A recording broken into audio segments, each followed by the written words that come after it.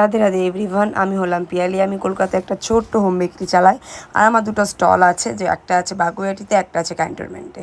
আমি কিন্তু একটা টার্গেট নিয়েছি, হ্যাঁ, যেটা ভাবলাম তোমাদের সাথেও শেয়ার করি।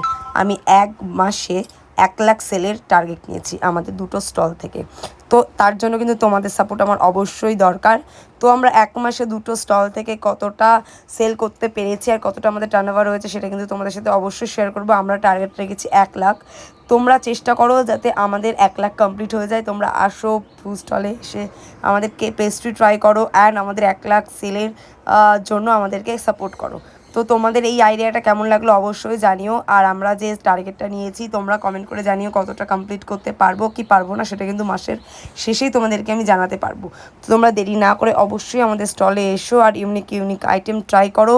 আর 1 মাসে 1 লাখ একদম টার্গেটটা কিন্তু নিয়েছি আমরা এই মাস থেকে। আজকে হলো 1 তারিখ, মানে আজকে থেকে স্টার্টিং। তো লেটস গো গাইস।